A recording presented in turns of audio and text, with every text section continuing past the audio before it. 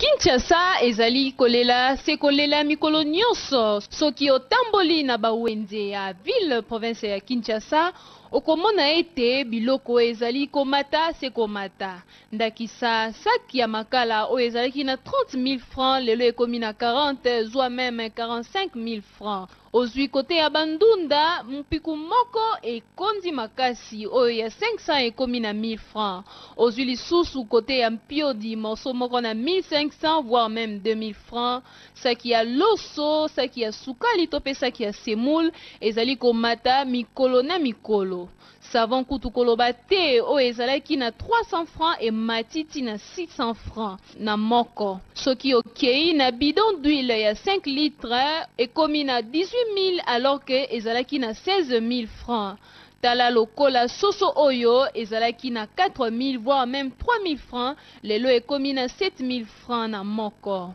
tango tokitaki awa na wenze ya upen bateki bazangaki ya koloba te biloko eza ya komata tokoka su koteka te ndeti bute ya huile mutu so oyo tuna wana ebise 7000 est-ce osomba ba farine oyo ezaki na ba 45000 mais tokomi na ba 64 63000 tozoyeba te eza di ya kwa makala penza mama de l'air to bandaki to so makala na msusu ba 25 30000 na mokola lele komi ba 47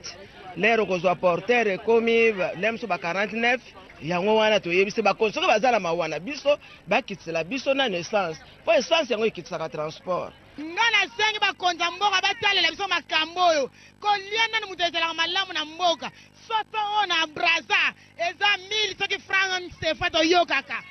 kasi biso soto oyo 7000 naza na wiba na tokolia yango nde nini bamikala matembele oyo ezalaki tozali kosomba ngo na 40 30 lelo ekomi 100 000 et puis mbongo pe na Congo ezomonana te gouvernement abimisa mbongo ya sika po etamula ya circulation population ezosouffrir bilei nde ezali vi ya mutu biloko ya première nécessité pe eza très important pour na survie ya mutu oyo penza ekosenga na gouvernement oyo ya sika bomeka penza kotala nanu likambu oyo po biloko ekita pe population esepela